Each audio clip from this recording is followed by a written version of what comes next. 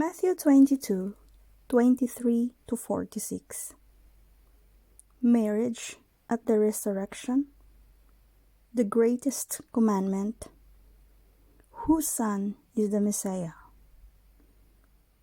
Marriage at the resurrection. That same day, the Sadducees, who say there is no resurrection, came to him with a question.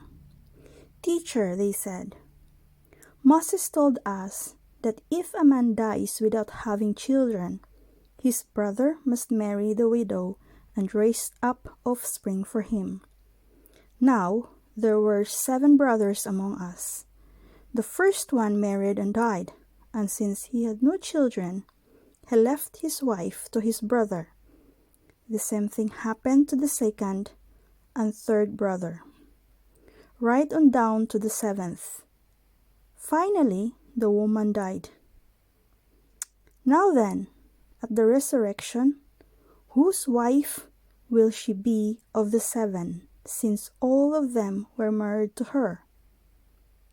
Jesus replied, "You are in error because you do not know the scriptures or the power of God. At the resurrection, people will neither marry nor be given in marriage. They will be like the angels in heaven. But about the resurrection of the dead, have you not read what God said to you? I am the God of Abraham, the God of Isaac, and the God of Jacob. He is not the God of the dead, but of the living." When the crowds hear this, they were astonished at his teaching. The greatest commandment. Hearing that Jesus had silenced the Sadducees, the Pharisees got together. One of them, an expert in the law, tested him with this question. "Teacher, which is the greatest commandment in the law?"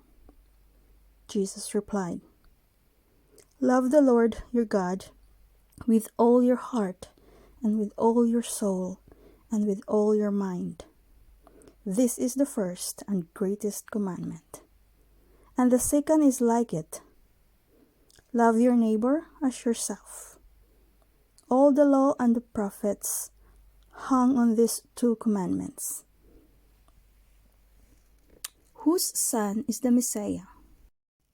While the Pharisees were gathered together, Jesus asked them, "What do you think about the Messiah? Whose son is he?" "The son of David," they replied. He said to them, "How is it then that David, speaking by the Spirit, calls him Lord? For he says, 'The Lord said to my Lord, sit at my right hand until I put your enemies under your feet.' If then David calls him Lord, how can he be his son?" No one could say a word in reply. And from that day on, no one dared to ask him any more questions.